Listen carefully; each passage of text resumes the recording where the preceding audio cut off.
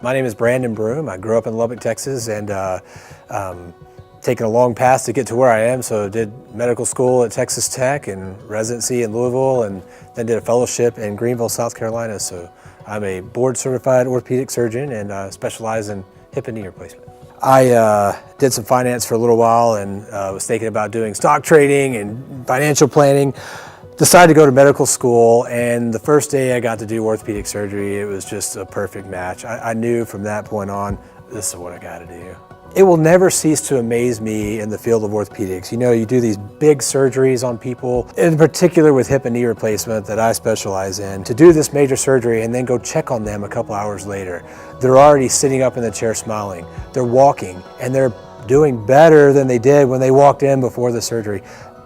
That amazes me, and that'll never cease to amaze me. That alone is what makes going to work fun for me. I'm a big outdoorsman. Still love playing sports when I can. Love to fly fish, try to get out on the mountain bike. Have a wife and 2 kids at home, so my real passion right now outside of work is try to get home as quick as I can and spend every minute available with the wife and children and as much family time as humanly possible. That's where it's really at.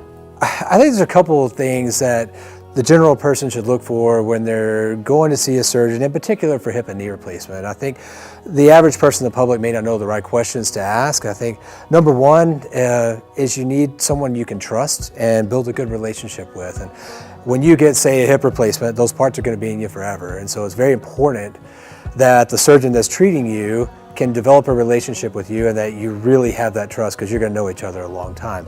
The other thing that I think that's important that most people don't know is what questions should you ask about your doctor? There are lots of people out there that do what I do and that do a great job.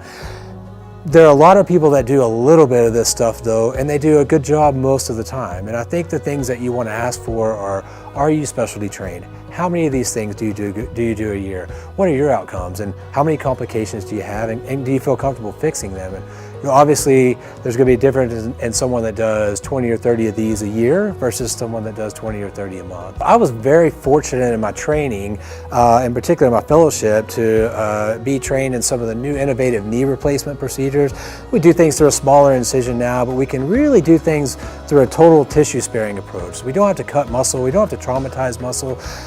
The surgery then for the patient, this translates into a little bit less pain but a much quicker recovery afterwards because the muscles don't have to recover. One of the things that was really unique to my training was learning a new approach to hip replacement. So the traditional approach is through the back of the hip. You have to cut muscles and tendons. A lot of complications associated with that, but in general it really prolongs the recovery. And it's a lot less painful because you got to have all that tissue heal before you're back in action again. By doing this with the new technique, we go through the front of the hip over by your pocket. It's a smaller incision. You don't have to violate the tissues. So for the patient, that means you get up right away, you have less pain and a lot less restrictions. And it is a game changer in this. And that is really near and dear to my heart.